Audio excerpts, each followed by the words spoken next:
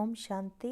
आज है 21 फरवरी। अव्यक्त बाप दादा की मुरली के मधुर महावाक्य रिवाइज कोर्स की है 6 नवंबर 1987 की। मुरली का टाइटल है निरंतर सेवाधारी बनने का साधन, 4 प्रकार की सेवाएं। आज विश्व कल्याणकारी विश्व सेवाधारी बाप अपने विश्व सेवाधारी सहयोगी सर्व बच्चों को देख रहे थे कि हर एक बच्चा निरंतर सहज योगी के साथ साथ निरंतर सेवाधारी कहाँ तक बने हैं, क्योंकि याद और सेवा दोनों का बैलेंस सदा ब्राह्मण जीवन में बाप दादा और सर्वश्रेष्ठ ब्राह्मण आत्माओं द्वारा ब्लेसिंग्स का पात्र बनाता है। इस संगम युग पर ही ब्राह्मण जीवन में परमात्म आशीर्वादें और ब्राह्मण परिवार की आशीर्वादें प्राप्त होती हैं।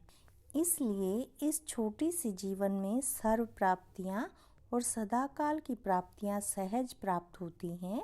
इस संगम युग को विशेष ब्लेसिंग युग कह सकते हैं। इसलिए ही इस युग को महान युग कहते हैं। स्वयं बाप हर श्रेष्ठ कर्म, हर श्रेष्ठ संकल्प के आधार पर हर ब्राह्मण बच्चे को हर समय दिल से आशीर्वाद देते रहते हैं। यह ब्राह्मण जीवन परमात्म आशीर्वाद की पालना से वृद्धि को प्राप्त होने वाली जीवन है। भोलानाथ बाप सर्व आशीर्वाद की झोलियाँ खुले दिल से बच्चों को दे रहे हैं, लेकिन यह सर्व आशीर्वाद लेने का आधार याद और सेवा का बैलेंस है। अगर निरंतर योगी हैं तो साथ साथ निरंतर सेवाधारी भी हैं। सेवा का महत्व सदा बुद्धि में रहता है। कई बच्चे समझते हैं सेवा का जब चांस मिलता है व कोई साधन व समय जब मिलता है तब ही सेवा करते हैं, लेकिन बाप दादा जैसे याद निरंतर सहज अनुभव कराते हैं वैसे सेवा भी निरंतर और सहज हो सकती है। तो आज बाप दादा सेवाधारी बच्चों की सेवा का चार्ट देख रहा था। जब तक निरंतर सेवाधारी नहीं बने तब तक सदा की आशीर्वाद के अनुभवी नहीं बन सकते। जैसे समय प्रमाण, सेवा के चांस प्रमाण, प्रोग्राम प्रमाण सेवा करते हो, उस समय सेवा के फल स्वरूप बाप की परिवार की आशीर्वाद व सफलता प्राप्त करते हो, लेकिन सदाकाल के लिए नहीं। इसलिए कभी आशीर्वाद के कारण सहज सब व सेवा में उन्नति अनुभव करते हो और कभी मेहनत के बाद सफलता अनुभव करते हो, क्योंकि निरंतर याद और सेवा का बैलेंस नहीं है। निरंतर सेवाधारी कैसे बन सकते, आज उस सेवा का महत्व सुना रहे हैं। सारे दिन में भिन्न भिन्न प्रकार से सेवा कर सकते हो। इसमें एक है सब की सेवा, अर्थात सब के ऊपर संपन्न और संपूर्ण बनने का सदा अटेंशन रखना। आपके इस पढ़ाई के जो मुख्य सब्जेक्ट हैं उन सब में अपने को पास विद ऑनर बनाना है। इसमें ज्ञान स्वरूप, याद स्वरूप, धारणा स्वरूप सब में संपन्न बनना है। यह सब सेवा सदा बुद्धि में रहे। यह सब सेवा स्वतः ही आपके संपन्न स्वरूप द्वारा सेवा कराती रहती है, लेकिन इसकी विधि है अटेंशन और चेकिंग। सब की चेकिंग करनी है, दूसरों की नहीं करनी। दूसरी है विश्व सेवा, जो भिन्न भिन्न साधनों द्वारा भिन्न भिन्न विधि से वाणी द्वारा व संबंध संपर्क द्वारा करते हो। यह तो सब अच्छी तरह से जानते हैं। तीसरी है यज्ञ सेवा, जो तन और धन द्वारा कर रहे हो। चौथी है मनसा सेवा, अपनी शुभ भावना, श्रेष्ठ कामना, श्रेष्ठ वृत्ति, श्रेष्ठ वाइब्रेशन द्वारा किसी भी स्थान पर रहते हुए अनेक आत्माओं की सेवा कर सकते हो। इसकी विधि है लाइट हाउस, माइट हाउस बनना। लाइट हाउस एक ही स्थान पर स्थित होते दूर दूर की सेवा करते हैं। ऐसे आप सभी एक स्थान पर होते अनेकों की सेवा अर्थ निमित्त बन सकते हो। इतना शक्तियों का खजाना जमा है तो सहज कर सकते हो। इसमें स्थूल साधन व चांस व समय की प्रॉब्लम नहीं है। सिर्फ लाइट माइट से संपन्न बनने की आवश्यकता है। सदा मन बुद्धि व्यर्थ सोचने से मुक्त होना चाहिए। मन मना भाव के मंत्र का सहज स्वरूप होना चाहिए। यह चारों प्रकार की सेवा क्या निरंतर सेवाधारी नहीं बना सकती? चारों ही सेवाओं में से हर समय कोई न कोई सेवा करते रहो तो सहज निरंतर सेवाधारी बन जाएंगे और निरंतर सेवाओं पर उपस्थित होने के कारण, सदा बिजी रहने के कारण सहज मायाजीत बन जाएंगे। चारों ही सेवाओं में से जिस समय जो सेवा कर सकते हो वह करो, लेकिन सेवा से एक सेकंड भी वंचित नहीं रहो। 24 घंटा सेवाधारी बनना है। 8 घंटे के योगी व सेवाधारी नहीं, लेकिन निरंतर सेवाधारी सहज है ना। और नहीं तो 100 की सेवा तो अच्छी है। जिस समय जो चांस मिले वह सेवा कर सकते हो। कई बच्चे शरीर के कारण व समय न मिलने कारण समझते हैं हम तो सेवा कर नहीं सकते हैं, लेकिन अगर 4 ही सेवाओं में से कोई भी सेवा में विधि पूर्वक बिजी रहते हो तो सेवा की सब्जेक्ट्स में मार्क्स जमा होती जाती है और यह मिले हुए नंबर अंक फाइनल रिजल्ट में जमा हो जाएंगे। जैसे वाणी द्वारा सेवा करने वालों के मार्क्स जमा होते हैं, वैसे यज्ञ सेवा व सव की सेवा व मनसा सेवा इनका भी इतना ही महत्व है। इसके भी इतने नंबर जमा होंगे। हर प्रकार की सेवा के नंबर इतने ही हैं, लेकिन जो चारों ही प्रकार की सेवा करते उसके उतने नंबर जमा होते। जो 1 व 2 प्रकार की सेवा करते उसके नंबर उस अनुसार जमा होते। फिर भी अगर 4 प्रकार की नहीं कर सकते, 2 प्रकार की कर सकते हैं तो भी निरंतर सेवाधारी हैं। तो निरंतर के कारण नंबर बढ़ जाते हैं। इसलिए ब्राह्मण जीवन अर्थात निरंतर सेवाधारी सहज योगी। जैसे याद का अटेंशन रखते हो कि निरंतर रहे, सदा याद का लिंक जुटा रहे, वैसे सेवा में भी सदा लिंक जुटा रहे। जैसे याद में भी भिन्न भिन्न स्थिति का अनुभव करते हो, कभी बीज रूप का, कभी फरिश्ता स्वरूप का, कभी मनन का, कभी रूह रिहान का, लेकिन स्थिति भिन्न भिन्न होते भी याद की सब्जेक्ट में निरंतर याद में गिनते हो। ऐसे यह भिन्न भिन्न सेवा का रूप हो, लेकिन सेवा के बिना जीवन नहीं। श्वासों श्वास याद और श्वासों श्वास सेवा हो, इसको कहते हैं बैलेंस। तब ही हर समय ब्लेसिंग्स प्राप्त होने का अनुभव सदा करते रहेंगे और दिल से सदा स्वतः ही यह आवाज़ निकलेगा कि आशीर्वादों से पल रहे हैं, आशीर्वाद से उड़ती कला के अनुभव से उड़ रहे हैं। मेहनत से युद्ध से छूट जाएंगे। क्या, क्यों, कैसे इन प्रश्नों से मुक्त हो सदा प्रसन्न रहेंगे। सफलता सदा जन्म सिद्ध अधिकार के रूप में अनुभव करते रहेंगे। पता नहीं क्या होगा, सफलता होगी व नहीं होगी, पता नहीं हम आगे चल सकेंगे व नहीं चल सकेंगे, यह पता नहीं का संकल्प परिवर्तन हो तब मास्टर त्रिकालदर्शी स्थिति का अनुभव करेंगे। विजय हुई पड़ी है, यह निश्चय और नशा सदा अनुभव होगा। यही ब्लेसिंग्स की निशानियां हैं। समझा?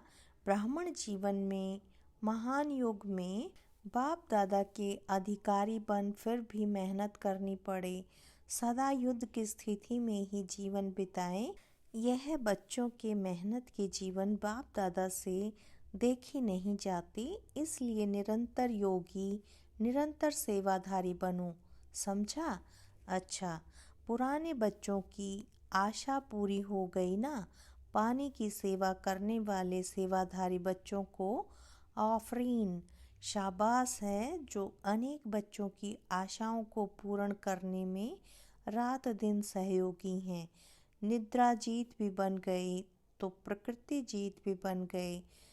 तो मधुबन के सेवाधारियों को, चाहे प्लान बनाने वाले, चाहे पानी लाने वाले, चाहे आराम से रिसीव करने वाले, रहाने वाले, भोजन समय पर तैयार करने वाले, जो भी भिन्न भिन्न सेवा के निमित्त हैं, उन सब को थैंक्स देना। बाप दादा तो दे ही रहे हैं, दुनिया पानी पानी करके चिल्ला रही है और बाप के बच्चे कितना सहज कार्य चला रहे हैं। बाप दादा सभी सेवाधारी बच्चों की सेवा देखते रहते हैं। कितना आराम से आप लोगों को मधुबन निवासी निमित्त बन चांस दिला रहे हैं। आप भी सहयोगी बने हो ना। जैसे वह सहयोगी बने हैं तो आपको उसका फल मिल रहा है। वैसे आप सभी भी हर कार्य में जैसा समय उसी प्रमाण चलते रहेंगे तो आपके सहयोग का फल और ब्राह्मणों को भी मिलता रहेगा। बाप दादा मुस्कुरा रहे थे। सतयुग में दूध की नदियाँ बहेंगी, लेकिन संगम पर पानी। घी तो बन गया ना। घी की नदी नलके में आ रही है, पानी घी बन गया तो अमूल्य हो गया ना। इसी विधि से अनेकों को चांस देते रहेंगे। फिर भी देखो, दुनिया में और आप ब्राह्मणों में अंतर है ना। कई स्थानों से फिर भी आप लोगों को बहुत आराम है और अभ्यास भी हो रहा है। इसलिए राजयुक्त बन हर परिस्थिति में राजी रहने का अभ्यास बढ़ाते चलो। अच्छा, सर्व निरंतर योगी, निरंतर सेवाधारी श्रेष्ठ आत्माओं को सदा त्रिकालदर्शी बन सफलता के अधिकार को अनुभव करने वाले सदा प्रसन्न चित्त संतुष्ट श्रेष्ठ आत्माओं को हर सेकंड ब्लेसिंग्स के अनुभव करने वाले बच्चों को विधाता वरदाता बाप दादा का याद प्यार और नमस्ते। हम रूहानी बच्चों की रूहानी बाप दादा को याद प्यार, गुड मॉर्निंग और नमस्ते। दादी जी से संकल्प किया और सर्व को श्रेष्ठ संकल्प का फल मिल गया। कितने आशीर्वादों की मालाएं पड़ती हैं। जो निमित्त बनते हैं उन्हों के भी बाप के साथ साथ गुण तो गाते हैं ना। इसलिए तो बाप के साथ बच्चों की भी पूजा होती है, अकेले बाप की नहीं होती। सभी को कितनी खुशी प्राप्त हो रही है। यह आशीर्वादों की मालाएं भक्ति में मालाओं के अधिकारी बनाती है। पार्टियों से अव्यक्त बाप दादा की मुलाकात। पहला, आप सभी श्रेष्ठ आत्माएं सबकी प्यास बुझाने वाले हो ना। वह है स्थूल जल और आपके पास है ज्ञान अमृत जल। अल्पकाल की प्यास बुझाए तृप्त आत्मा बना देता है, तो सर्व आत्माओं को अमृत द्वारा तृप्त करने के निमित्त बने हुए हो ना। यह उमंग सदा रहता है, क्योंकि प्यास बुझाना यह महान पुण्य है। प्यासे की प्यास बुझाने वाले को ही पुण्य आत्मा कहते हैं। आप भी महान पुण्य आत्मा बन सभी की प्यास बुझाने वाले हो। जिससे प्यास से मनुष्य तड़पते हैं, अगर पानी न मिले तो प्यास से तड़पेंगे ना। ऐसे ज्ञान अमृत न मिलने से आत्माएं दुख अशांति में तड़प रही हैं, तो उनको ज्ञान अमृत देकर प्यास बुझाने वाली पुण्य आत्माएं हो। तो पुण्य का खाता अनेक जन्मों के लिए जमा कर रहे हो ना। एक जन्म में ही अनेक जन्मों का खाता अनेक जन्मों के लिए जमा कर रहे हो ना। एक जन्म में ही अनेक जन्मों का खाता जमा होता है। तो आपने इतना जमा कर लिया है ना, इतने माला माल बन गए हो, औरों को भी बांट सकते हो। अपने लिए भी जमा किया और दूसरों को भी देने वाले दाता बने। तो सदा यह चेक करो कि सारे दिन में पुण्य आत्मा बने, पुण्य का कार्य किया, या सिर्फ अपने लिए ही खाया पिया मौज किया। जमा करने वाले को समझदार कहा जाता है। जो कमाए और खाए उसको समझदार नहीं कहेंगे। जैसे भोजन खाने के लिए फुर्सत निकालते हो क्योंकि आवश्यक है, ऐसे यह पुण्य का कार्य करना भी आवश्यक है। तो सदा ही पुण्य आत्मा हो, कभी कभी की नहीं। चांस मिले तो करे नहीं, चांस लेना है। समय मिलेगा नहीं, समय निकालना है, तब जमा कर सकेंगे। इस समय जितना भी भाग्य की लकीर खींचने चाहो उतना खींच सकते हो, क्योंकि बाप भाग्य विधाता और वरदाता है। श्रेष्ठ नॉलेज की कलम बाप ने अपने बच्चों को दे दी है। इस कलम से जितनी लंबी लकीर खींचनी चाहो खींच सकते हो। अच्छा, दूसरा है सभी राज ऋषि होना। राज अर्थात अधिकारी और ऋषि अर्थात तपस्वी। तपस्या का बल सहज परिवर्तन कराने का आधार है।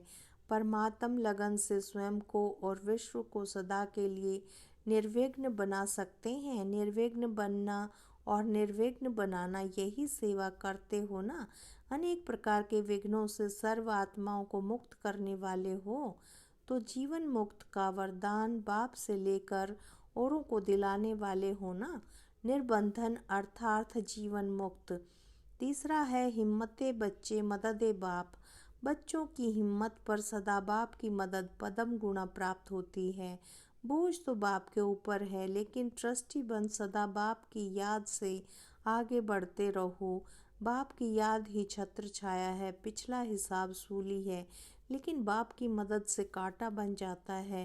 परिस्थितियाँ आनी जरूर हैं, क्योंकि सब कुछ यहाँ ही चुकतो करना है, लेकिन बाप की मदद कांटा बना देती है, बड़ी बात को छोटा बना देती है, क्योंकि बड़ा बाप साथ है। सदा निश्चय से आगे बढ़ते रहो। हर कदम में ट्रस्टी ट्रस्टी अर्थात सब कुछ तेरा, मेरापन समाप्त। गृहस्थी अर्थात मेरा। तेरा होगा तो बड़ी बात छोटी हो जाएगी और मेरा होगा तो छोटी बात बड़ी हो जाएगी। तेरापन हल्का बनाता है और मेरापन भारी बनाता है। तो जब भी भारी अनुभव करो तो चेक करो कि कहाँ मेरापन तो नहीं।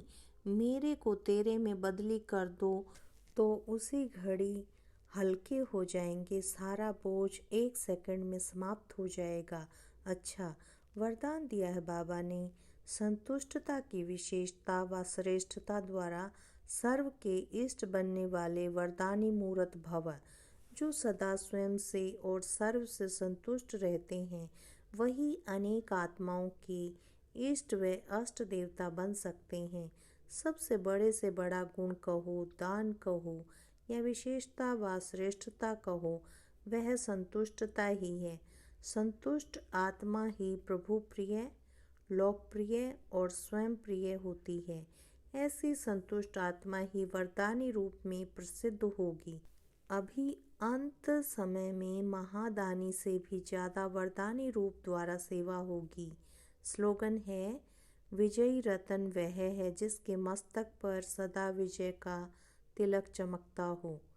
विजयी रतन वह है जिसके मस्तक पर सदा विजय का तिलक चमकता हो। सूचना है, आज मास का तीसरा रविवार अंतर्राष्ट्रीय योग दिवस है।